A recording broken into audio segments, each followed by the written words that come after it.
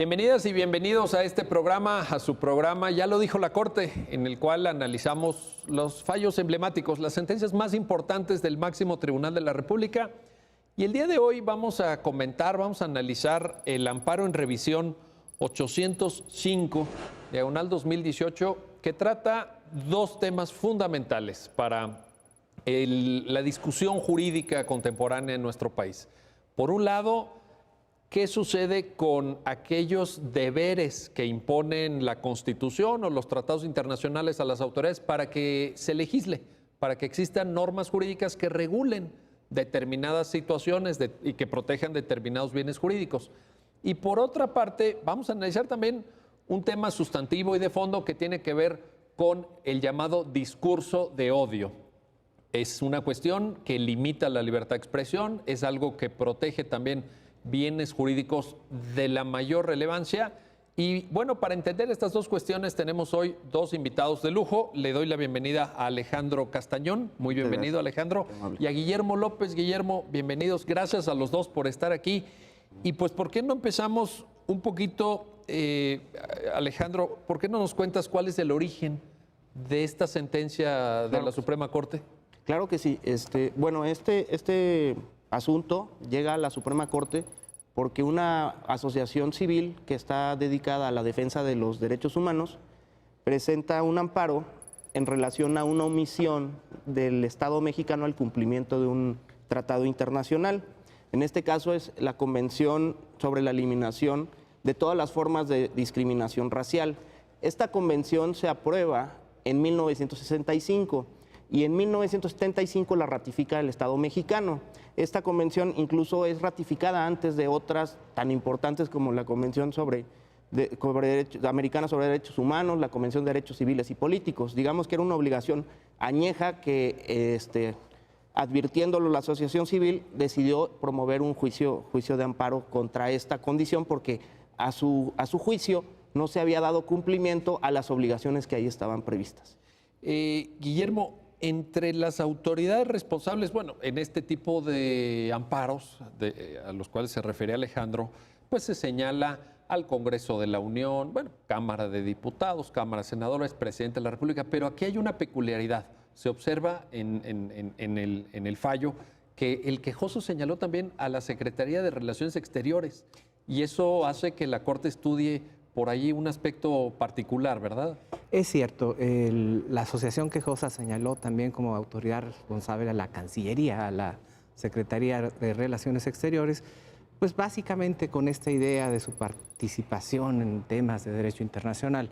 Sin embargo, esta dependencia niega los actos que se le reclaman, su participación en los actos que se exigen del Estado mexicano y finalmente el juez en ese aspecto concreto sobresee, esto es, no considera que el juicio procede en ese caso por la negativa del acto y también porque no se demostró que en efecto tuviera alguna participación o alguna obligación para cumplimentar lo que se estaba exigiendo. Porque medularmente lo que el quejoso reclama es un procedimiento legislativo que no se da, es decir, reclama una omisión de ese procedimiento legislativo, pero ahí Cancillería dice, bueno, como coloquialmente dice, pues ¿y yo por qué, verdad? Sí. ¿Cuál es mi intervención? Las secretarías de Estado no intervienen, digamos, formalmente en un procedimiento legislativo.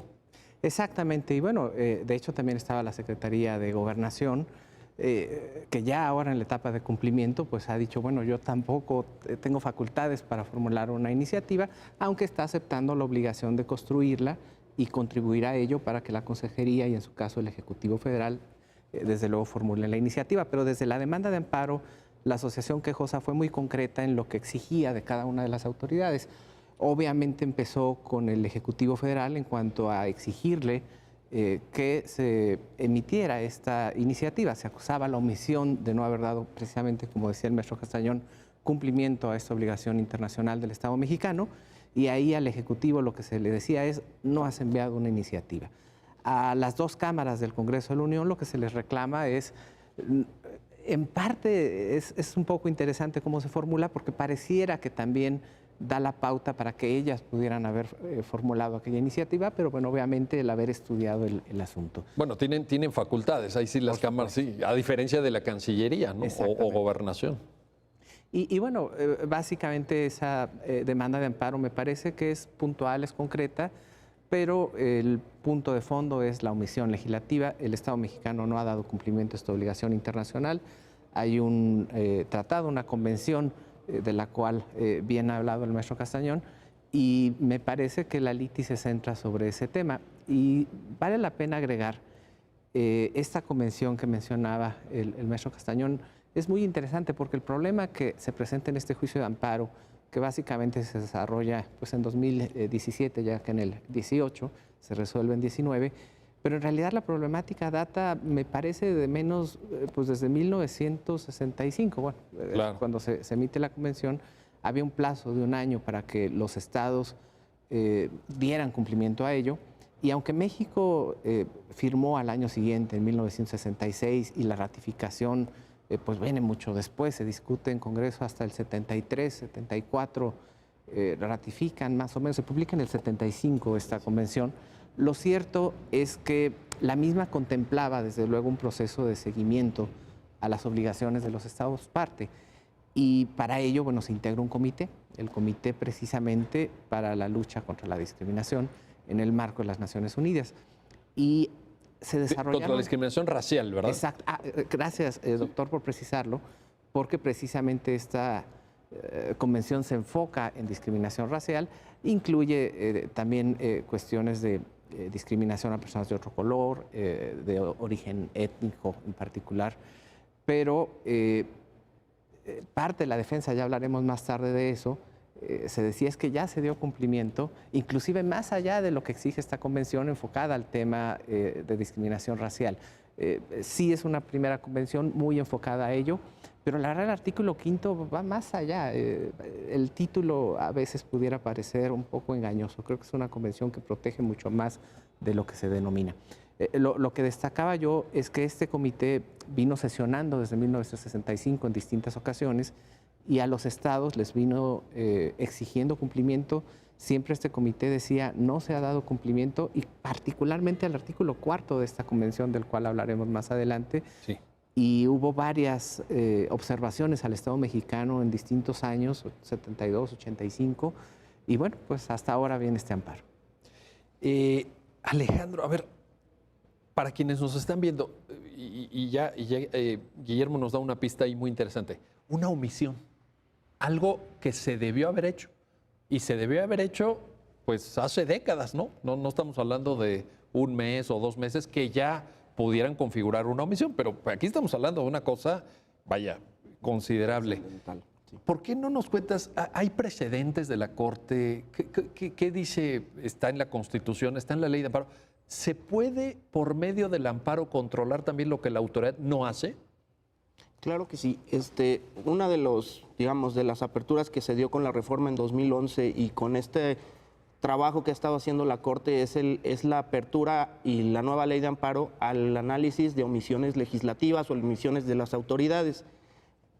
Anteriormente el problema que se tenía con la omisión legislativa era lo que se entendía el principio de relatividad, y decían que las sentencias no podían tener un efecto más allá de los involucrados. A partir de esta nueva concepción de los derechos humanos, el interés legítimo, que pudiera ser un interés más abierto, y la búsqueda de una reparación efectiva del cumplimiento de los derechos humanos, es que se buscan estos mecanismos y se está modulando este principio de relatividad para hacerlo efectivo, y en estos casos poder incluso exigir a una autoridad el cumplimiento de un no hacer, que ese era el gran problema que teníamos, y hasta antes de la novena y 10ª época no existía ninguna jurisprudencia que así lo permitiera. El primer asunto que toca este tema es el de publicidad gubernamental me parece, el año pasado. Sí.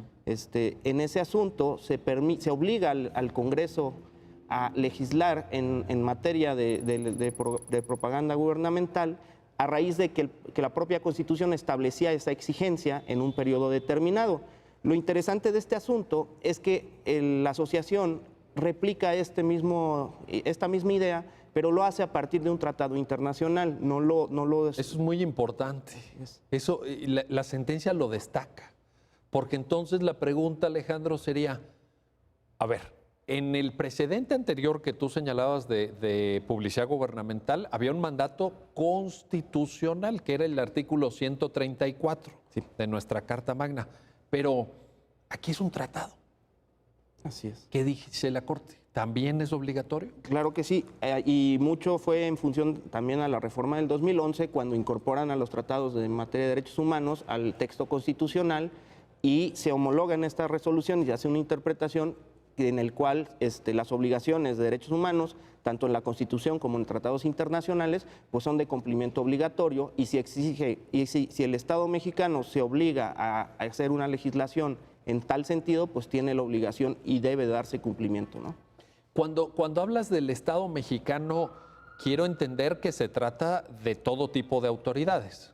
Efectivamente, es cierto. Y lo comento porque si bien es cierto que las autoridades señaladas como responsables por el quejoso así lo determinó por las razones que él podrá explicar, pero las autoridades responsables son las del Congreso de la Unión, quienes integran el Congreso de la Unión. Pero uno podría pensar, escuchando tu muy clara explicación, oye, pues esto a lo mejor también compete a las entidades federativas, ¿no? Claro en que su sí. caso, porque un tratado internacional baja de manera completa, ¿verdad? De acuerdo, completamente. También me parece que el quejoso podría haber incluido incluso a alguna entidad federativa, si es que estuviera... O a todas. O a todas, porque este cumplimiento del tratado internacional es en general a cualquier autoridad mexicana. Claro que ahí habría que ver, ahorita vamos a regresar a esos temas de interés legítimo, ¿verdad? Exacto. En función del domicilio de la propia persona moral. Ese tema también me interesa. Bueno, a ver, le quiero preguntar a Guillermo. Entonces, regresemos a la convención, una convención de Naciones Unidas que contiene un mandato específico donde dice se tienen que sancionar ciertas conductas. Conductas que englobaríamos, por poner una etiqueta contemporánea, yo no sé si esta etiqueta se usaba ya en los años 60 o 70, discurso de odio. Tiene que ver con defender ideas como la superioridad racial, una raza que es superior a otra, como la incitación a la discriminación racial, también por ahí está mencionada en la convención, como el hecho de que los estados se comprometan a prohibir la existencia de organizaciones que pues incurran en estas conductas, o incluso el financiamiento, por ahí también se menciona, ¿no? El financiamiento de este tipo de organizaciones que desde luego son extremadamente nocivas, perniciosas, violadoras de derechos humanos, ¿no? Bueno, pero el punto es que dice la convención, bueno, entonces, Estado mexicano sanciona. ¿Cómo? Ahí viene la pregunta. Sí, y bueno, precisamente por eso el comité ha emitido distintas, no solo recomendaciones, sino interpretaciones de este artículo 4. Recuerdo que inclusive organizaciones internacionales como Amnistía Internacional han hecho peticiones. Este comité se reúne no nada más con representantes de países en el enfoque gubernamental, sino también con organizaciones civiles y, digamos, alianzas internacionales a favor de avanzar en esta lucha contra la discriminación. Lo que precisamente centra o es el núcleo de esta convención, por supuesto, es la reprobación de la discriminación racial. Tú lo aclarabas muy bien, doctor. Y el artículo 4 inicia precisamente con una reprobación de todo tipo de discriminación por índole racial, decía ese rato también contra personas por razón de su color de piel, o personas pertenecientes a un grupo étnico. Entonces arranca ese artículo 4 con esta reprobación, pero en su primer párrafo complementa muy bien que esa reprobación y lo que se busca luchar con esta convención y en particular con este artículo 4 está relacionado con las obligaciones que los estados deben garantizar a sus ciudadanos, bueno, y a toda persona en términos del artículo 5.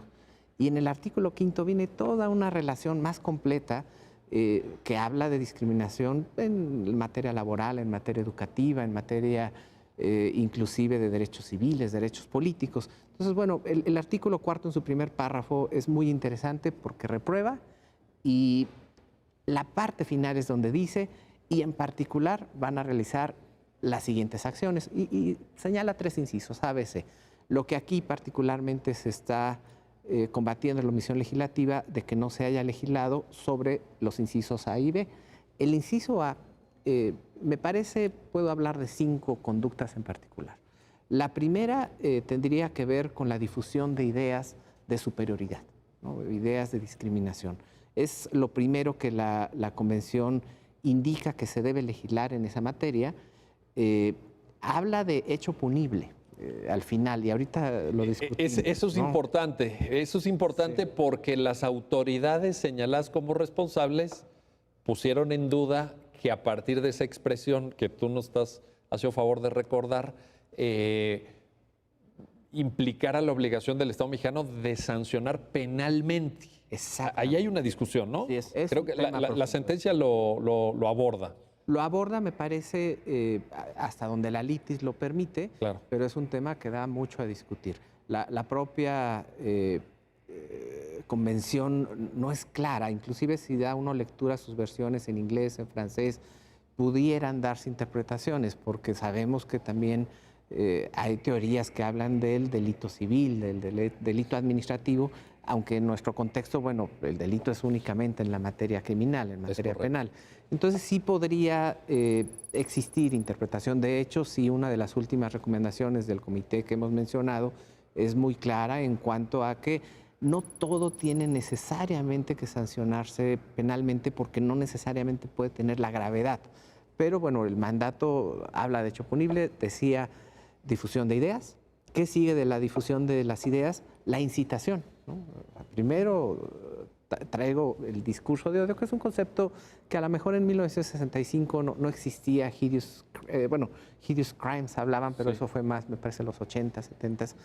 Pero fue evolucionando a este tema de discurso de odio, que incluso todavía no hay claridad, hay debates a veces de lo que es un crimen de odio, un delito de odio, y otra vez en esta cuestión de si es penal o es administrativo o de ambos.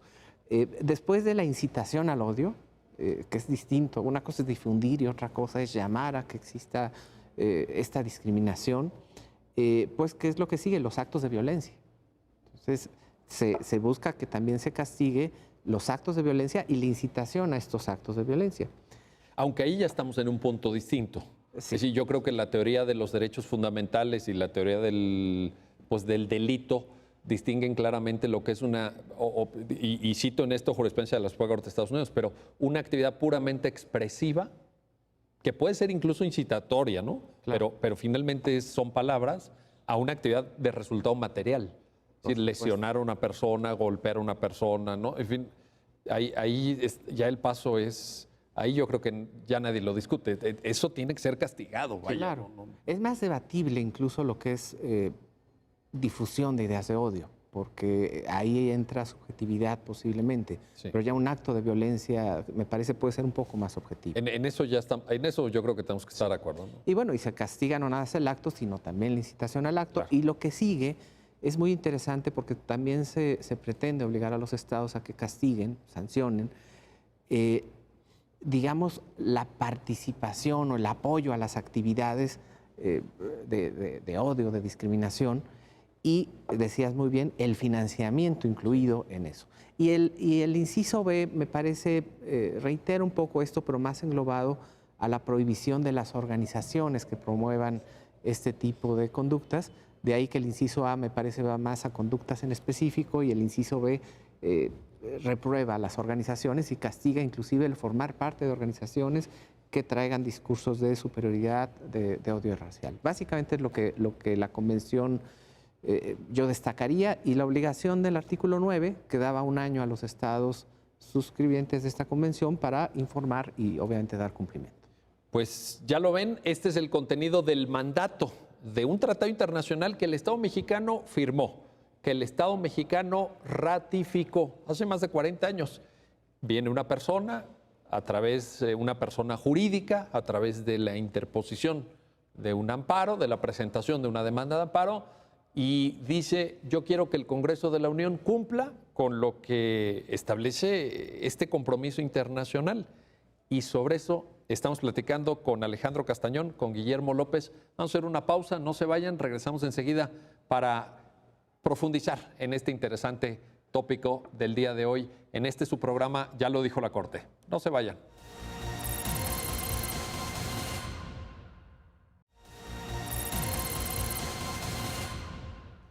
Bueno, pues regresamos a este programa, ya lo dijo la Corte, su programa en el cual estamos analizando los fallos emblemáticos, las sentencias más importantes del máximo tribunal de la República. Y en esta ocasión estamos conversando, analizando, intentando entender una sentencia de gran profundidad, que trata un tema importante. A través del juicio de amparo se pueden hacer valer violaciones a los derechos humanos por aquello que la autoridad no hace, lo que técnicamente se llama una omisión.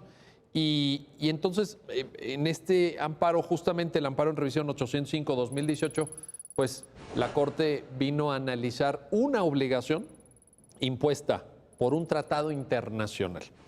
Guillermo López, nuestro invitado del día de hoy, junto con Alejandro Castañón, nos hablaba del alcance de la obligación que está en el tratado internacional, estos artículos cuartos, el artículo quinto, luego el plazo establecido en el noveno, en fin. Pues yo le quiero preguntar a Alejandro, a ver,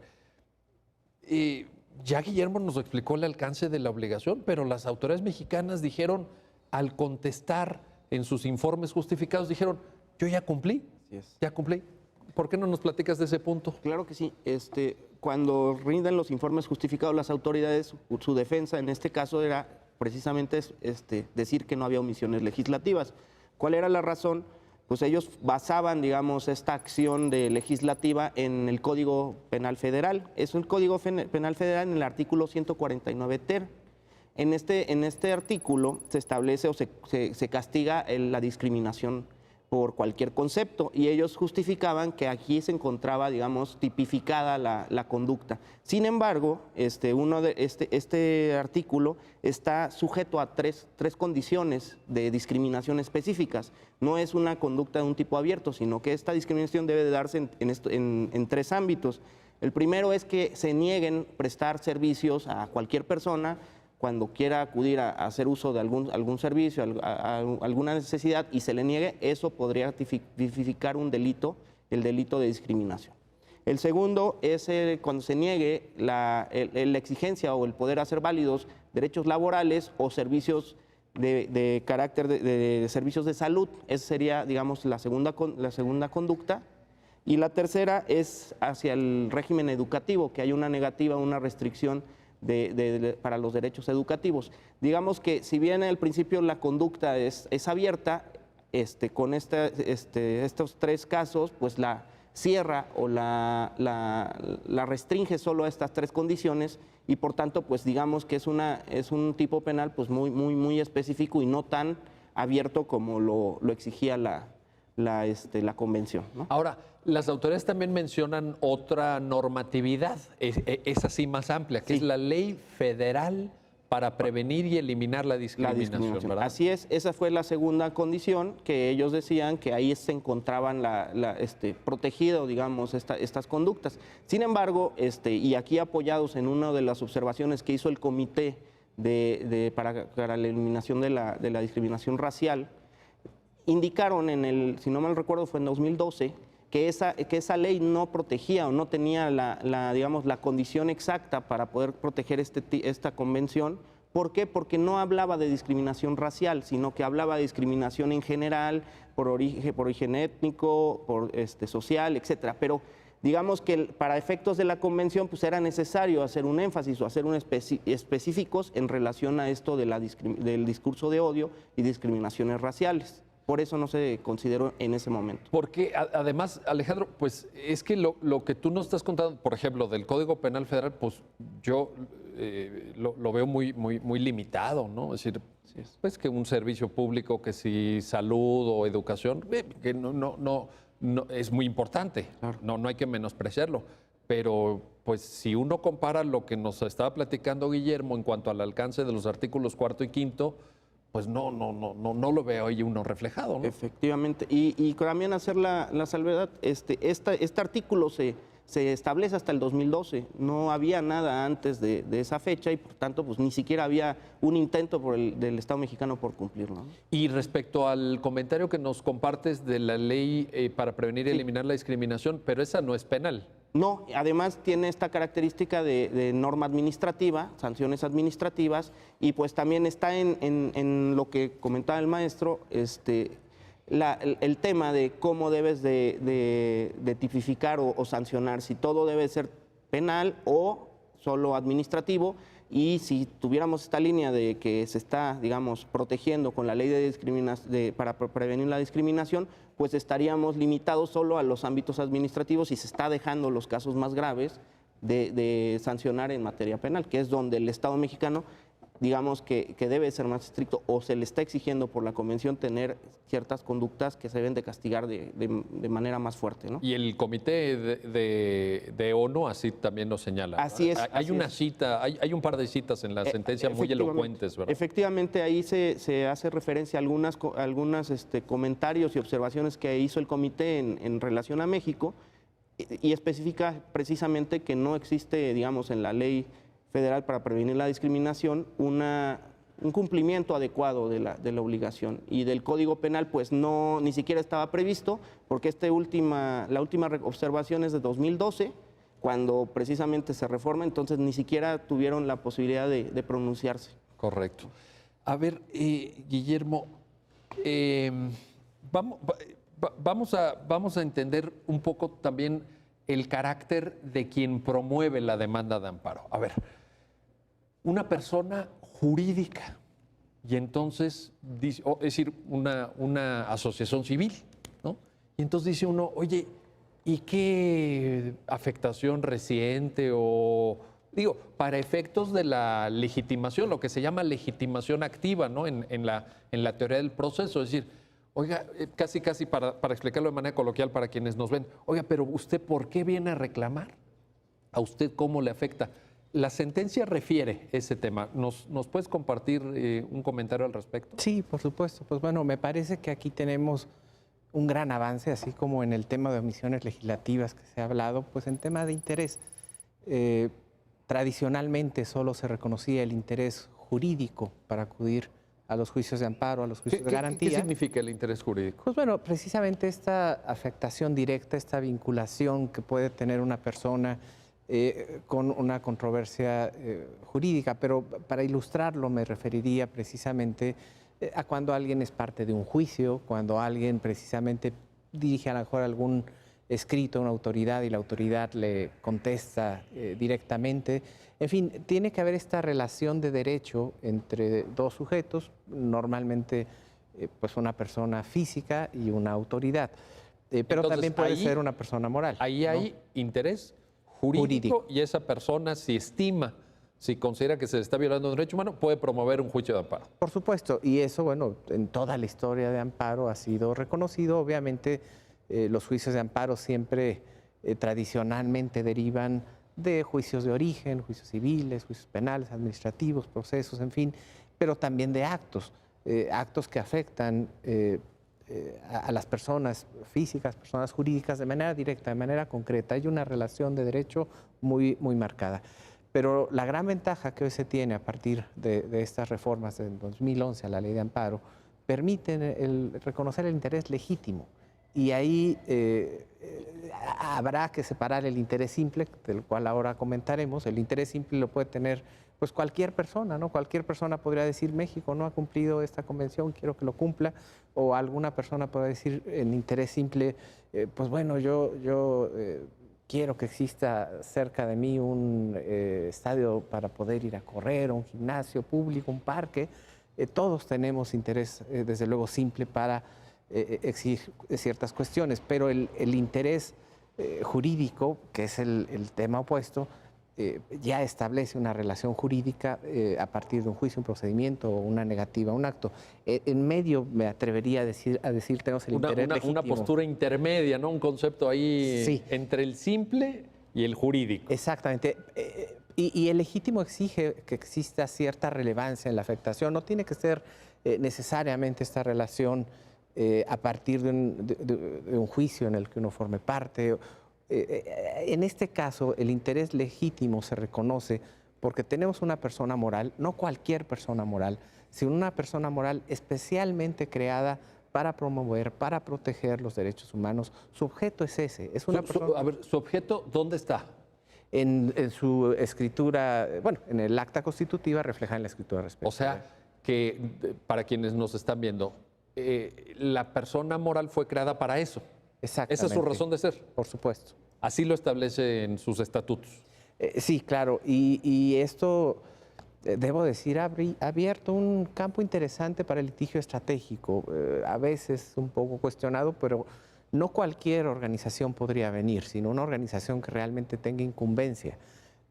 Ha estado también a veces debatido si es suficiente el objeto social incluido en el acta constitutiva. Hay precedentes, ¿no? Incluso de la Corte. Exactamente, porque se ha debatido de si es suficiente el objeto y a veces habrá algunas posturas que digan, bueno, sí, el objeto ahí está, pero también tienes que demostrar que has hecho algo para cumplir ese objeto. Claro. Pero bueno, en lo general ha prevalecido el tema de la finalidad de la organización y yo creo que en este caso se reconoce porque en efecto es una asociación civil creada para ello y creo que hay los elementos necesarios para que venga en este caso a defender esta omisión. Y además así lo dijo la Corte. Exacto. En la sentencia lo reconoce con toda claridad. Ahora, esto que nos estás comentando, Guillermo, es especialmente importante en función de la explicación que nos compartía Alejandro al principio, en el sentido de decir, bueno, pues es que aquí hay una omisión. Entonces, en esa lógica del interés jurídico, tal como nos lo estás explicando, pues esa relación jurídica no se pudo haber dado en función de que lo que se está reclamando es algo que no existe. Exactamente. Es una omisión. Es una omisión legislativa y bueno, me parece que precisamente la asociación, y lo apuntaba en alguna conversación que tuve con el maestro Castañón, pues precisamente indica que para poder cumplir con su objeto, para poder defender los derechos humanos de las personas, pues requiere que el Estado mexicano cumpla en principio con esta convención. A ver, tenemos un tratado internacional, te pregunto Alejandro, Sí. tenemos un tratado internacional, se ha hecho referencia, tú lo has mencionado, Guillermo lo ha mencionado, al trabajo del Comité contra la Discriminación Racial, un organismo que depende de la ONU, y que se desprende de la existencia misma de la convención.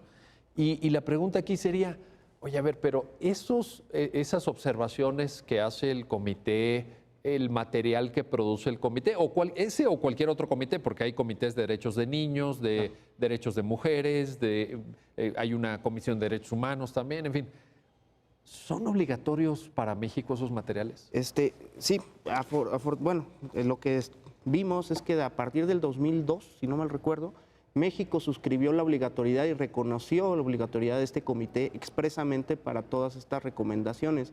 Normalmente pues no son vinculatorias, son muy buenas decisiones, observaciones, pero las tomamos siempre como un tema pues para poder enriquecer las sentencias o para poder hacer este tipo de ejercicios. Sin embargo, en este caso, en el tratado para eliminar la discriminación racial, el comité tiene injerencia y es obligatorio para el Estado mexicano por así haberlo suscrito y por tanto, pues esas observaciones les tuvieron más peso en esta resolución, ¿no? Y por eso se destacan en ese tema, ¿no? Entonces, Alejandro,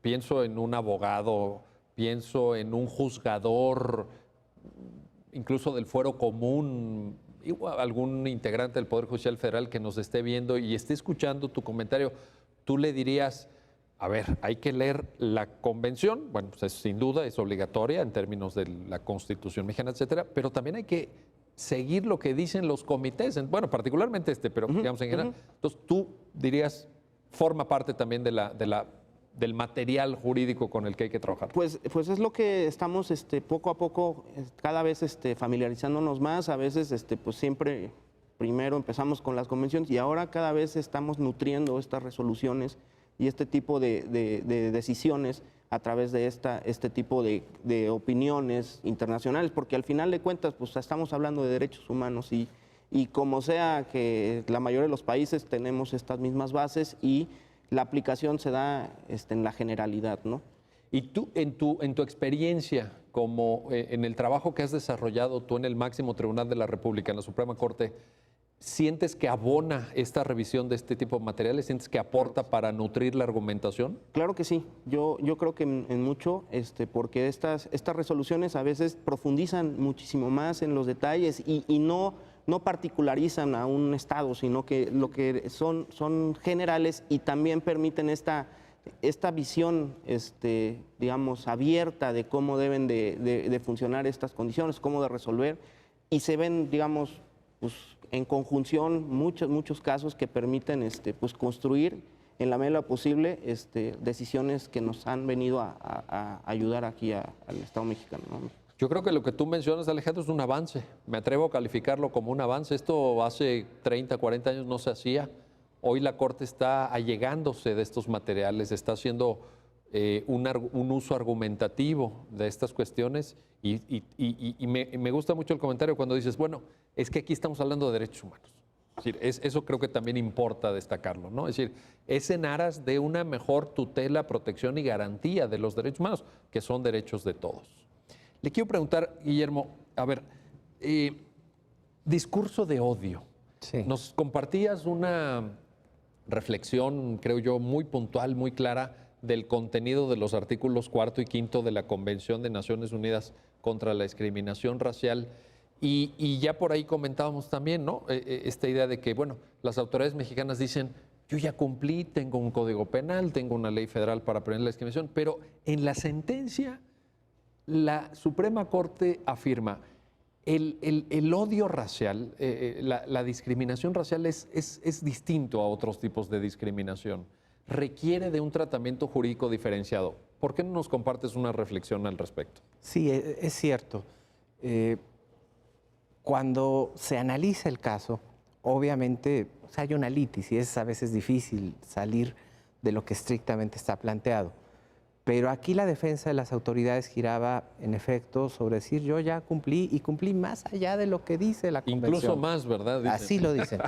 Y bueno, yo creo que nadie niega que es un avance el artículo 149 ter del Código Penal Federal, por supuesto, es un gran avance en la lucha contra la discriminación.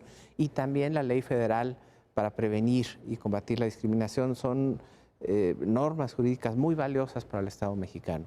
Sin embargo, el contexto en que esta legislación se desarrolla, me parece, aquí se demuestra, no cumple las expectativas de la Convención, al menos en ese artículo 4, inciso A, inciso B. Es posible que abarca otras concepciones de discriminación, es posible que vaya en algunos temas más allá del discurso de odio, pero aquí estamos hablando de un discurso de odio, de la incitación al odio, de formar parte de estructuras organizativas en contra de las personas, o sea, discriminar, ¿no? Que va mucho más allá de lo que nos decía Alejandro, ¿no? En cuanto al que si nos comentabas, Alejandro, por ejemplo, servicios de salud, educativos. Negativas a servicios de trabajo. Negativa en el ámbito laboral, etcétera. Pero todo eso que nos comentas, Guillermo, no está. Sí, no. La verdad, haciendo un análisis muy puntual, uno a uno, los supuestos previstos en este artículo 4, pues no está dirigida esa norma del Código Penal y la propia ley a atender esas cuestiones. Quizás marginalmente, digamos, atraviesa un poco por ahí, pero no cumple el objetivo. Y precisamente el éxito, me parece, de este caso, que bueno, por cierto, tuvo su dificultad al inicio porque primero se había desechado la demanda, a lo mejor vamos a hablar un poco de eso después, pero sí creo que el éxito del asunto está en diferenciar que existen normas jurídicas que sí están buscando combatir la discriminación, pero en otros contextos. El discurso de odio, me parece, tiene una connotación muy importante. Esto es un avance importantísimo porque el simplemente expresarse y dentro de una conversación, puede ser entre personas, puede ser en medios de comunicación, en fin, que empiece a hablar mal, por decirlo en términos coloquiales, de personas de alguna etnia, de personas de otra nacionalidad, de personas de cierta raza, pues va generando prejuicios. Y del prejuicio a la violencia, bueno, a la incitación, es una distancia muy corta y de ahí a la violencia menos. Y la verdad es que el odio, pues lamentablemente existe en muchos contextos, en la oficina, en la escuela, De ahí que yo creo que no basta para atacar la discriminación el luchar que no se le dé a una persona un servicio, una prestación, o luchar contra que no se admita a un estudiante de otra raza en una escuela, por ejemplo. Son cosas importantísimas. Pero el tema del discurso de odio me parece que va al núcleo, diría casi a la genética de la discriminación. Y por eso es muy importante no nada más atacar pues aquellas conductas muy objetivas que discriminan a las personas, sino también, diría yo, el origen de esa discriminación. Y creo que este artículo 4 tiene esa gran valía para, pues para toda vamos, el contexto global. Sin duda. Es llegar al punto nuclear de la discriminación. Vamos a hacer una pausa. Claro. Alejandro, Guillermo, no se vayan, regresamos enseguida porque Guillermo nos está poniendo en una dirección muy interesante y regresando quiero que comentemos con nuestros invitados ese punto. No todo discurso está protegido por la Constitución. Las palabras dañan, las palabras pueden infligir daños a las personas y por eso es que hay que ser cuidadosos. Las convenciones internacionales, los fallos de la Suprema Corte así lo manifiestan y sobre esto vamos a regresar. No se vayan, aquí estamos en su programa, ya lo dijo la Corte. En un momento continuamos.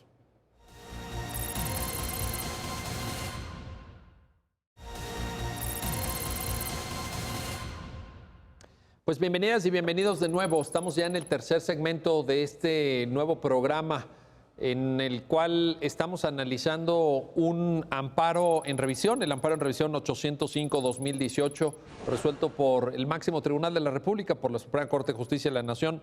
Y estamos platicando con Alejandro Castañón, con Guillermo López. Alejandro, digamos, vamos viendo cuáles son los efectos de la sentencia. Al final, la Corte le da la razón a la persona moral en esta reflexión que nos compartía Guillermo. Dice, a ver, es que la convención pues dice más cosas que no están cubiertas, entonces sí se constata que hay una omisión. Así es. Pero es cuidadosa la Corte también en los efectos. ¿Por qué no nos compartes ahí una respuesta? Sí, en la resolución, y fue uno de los temas que en su momento fue motivo de debate, pues la Corte, advirtiendo el problema, sobre todo en esta manera de cómo se debe de legislar y en qué niveles, pues la propia resolución no nos daba algún alcance para dar algún lineamiento o dar alguna condicionante. Máxime que teníamos, pues el Estado mexicano está obligado a todas estas actuaciones llevarlas ante el Comité de la ONU y tampoco la Corte podría decir en este momento cumplió o no cumplió cuando pudiéramos estar en contravención con lo que pudiera establecer el comité, ¿no? Entonces lo que se optó, y esto es lo que dice la resolución, es que se debe legislar atendiendo estas propias observaciones que el propio Estado mexicano se asumió en ellas y estableció que eran obligatorias. Entonces, de hecho, las sentencias se transcriben, ¿no? Así es, y hacemos, a pie de página porque no nos daban, pues son muchas y en esta libertad legislativa también no queríamos predisponer cuáles eran más importantes ni nada. Entonces, sí hacemos una referencia expresa a que se deben de atender estas observaciones para que cuando se le dé el cumplimiento, pues esto se haga de esta manera, ¿no? Aunque, digamos, hay un ámbito de deferencia, por decirlo de esta manera, de la Corte hacia el Poder Legislativo Federal. Efectivamente. Y en función en que esto era una omisión absoluta, una omisión legislativa absoluta, y el actuar de alguna manera, pues rompe esta inacción absoluta, ¿no? Ya hay un principio de cumplimiento y esto en tal caso pues tendría que verse en un segundo amparo, en otra condición, ¿no? Correcto. Guillermo, nos estabas hablando antes de irnos a la pausa de los alcances del discurso de odio, de las obligaciones del Estado mexicano en esta materia, etcétera. Y por ahí Alejandro también en algún comentario nos compartía la idea de que entonces no todo discurso vale, la libertad de expresión tiene límites también. ¿Por qué no nos explicas este punto? Claro. Y además la Corte lo ha dicho, perdón, pero la Corte ya lo señaló, ¿no? Sí, existe desde luego siempre una prevalencia de la libertad de expresión, pero no existe un derecho humano al insulto. A ver. Derecho humano al insulto. Por llamarlo de alguna manera. Eso no existe, eso no, vaya, no. Me parece que no. Sí es cierto que también han existido criterios a favor de la libertad de expresión, hay precedentes. La Suprema Corte en el Tribunal Pleno, inclusive en materia penal, ha resuelto un poco a favor, sí, en lo posible, de la libertad de expresión. Se llegaba a tipificar o sancionar cuando se insultaba, por ejemplo, a la autoridad, a los agentes de tránsito, de policía. Pero el problema es que ahí la tipificación no era muy clara, era muy subjetivo. Y bueno, en ese caso, por supuesto, se estimó que la norma sí era inconstitucional. Pero me parece que ese precedente interesante, que parece inclinarse un poco a la libertad de expresión, acá tiene una diferencia, porque acá ya estamos hablando de intolerancia, acá estamos hablando de prejuicio, estamos hablando de algo que impacta a un individuo, a grupos, pero que también impacta a toda la sociedad. La diferencia yo creo que es tenue y esto puede ser el parteaguas para empezar a ir construyendo esas diferencias con mayor objetividad.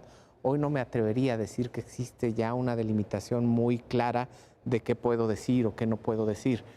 Tendrá que esto obviamente legislarse y es parte de la dificultad de la concesión del amparo en este caso, porque en esta libertad configurativa que tiene el Poder Legislativo, pues tipificar estas conductas como delito o en su caso algunas posiblemente como faltas administrativas que no lleguen a ser de un nivel criminal, pero que sí deban sancionarse al menos de manera administrativa, pues será necesario ver cómo legisla el Congreso. Y ahí es donde tendrá el Congreso que poner, digamos, en blanco y negro, dónde están los límites entre la libertad de expresión y la intolerancia, el discurso de odio. No existe en México una definición del discurso de odio, es más una definición académica, diría yo, pero lo que sí queda claro, no hay, yo así lo he entendido, un derecho humano al insulto, ¿no? Pero bueno, aquí estamos hablando ya no nada más del insulto, sino del odio, y creo que hay también... Ya es un nivel incluso superior, diríamos. Superior, ¿no? Sí. Y bueno, pues vendrá esta obligación del Congreso. Me parece que, pues dando seguimiento a esta sentencia, ya empiezan a existir algunas respuestas. Ya el juzgado de distrito, que es responsable de dar cumplimiento a ello, por un lado, bueno, ha requerido para que en el término de un año, tomando en analogía este artículo 9, el Congreso, bueno, se dé todo el proceso legislativo. Obviamente, ya comentaba yo al inicio, Gobernación asumió ya cierta responsabilidad para desarrollar un proyecto, enviarlo a la Consejería Jurídica y en su caso que el titular del Ejecutivo Federal envíe la iniciativa. Por su parte, particularmente el Senado ya remitió un calendario de fases de cumplimiento. Esto estaría estimado alrededor de julio de 2020. Son plazos que se han presentado. El propio Congreso ha mencionado que, bueno, esto puede estar sujeto obviamente a los propios términos de la discusión, puede prolongarse, ya será cuestión del juez de distrito el resolver, pero el tema es qué es lo que tiene que cumplir. Y aquí hay que distinguir un poco, porque la sentencia del juez de distrito era un poco más orientada a así tipificar como delito tal cual estas conductas mencionadas en el artículo 4, incisos A y B de la Convención. Sin embargo, me parece que vale la pena apuntar que la primera sala, cuando la señora ministra y los señores ministros discuten el asunto, pues precisamente hacen hincapié en lo que ya apuntaba el maestro Castañón, en las recomendaciones, observaciones que ha emitido el comité, porque ellos sí han desarrollado un poco más de criterios un poco más objetivos de hasta dónde podría llegar esto. Lo que se dice es que se tomen en cuenta, no nada más que se transcriba y que se diga esto es delito, sino que se tomen en cuenta también estas cuestiones de recomendaciones y observaciones que básicamente han tratado de decir, bueno, no todo necesariamente va a ser un crimen, un delito. Habrá algunas conductas que a lo mejor están en una fase previa a la gravedad del discurso de odio. O sea, podría haber un núcleo, digamos, penal Exactamente. considerado como delito y quizá alguna conducta periférica, me imagino, o sea, a ver, quizá, no sé, pensando en, ya nos lo dirá el Congreso, pero pensando financiamiento o formas organizativas, ¿no?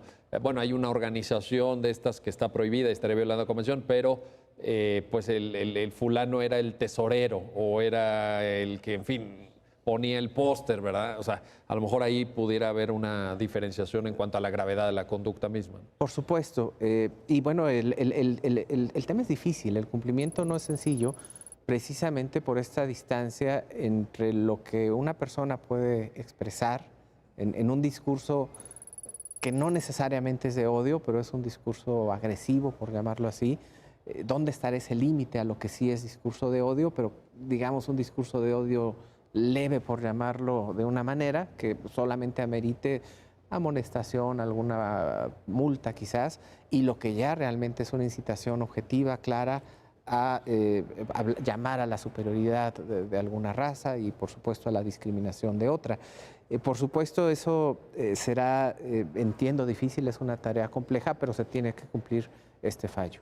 Bueno, y eso también forma parte, Guillermo, del núcleo de las discusiones contemporáneas sobre libertad de expresión. Por supuesto. Yo lo que, Alejandro, compártenos por favor una reflexión, pero lo que Guillermo nos está con toda claridad perfilando, pues son los grandes debates contemporáneos sobre los derechos humanos, sobre el alcance, sobre a veces equilibrios difíciles, hasta dónde llega lo permitido en términos de la libertad de expresión, cuando empezamos a entrar en ese terreno del derecho al insulto que ya no está protegido.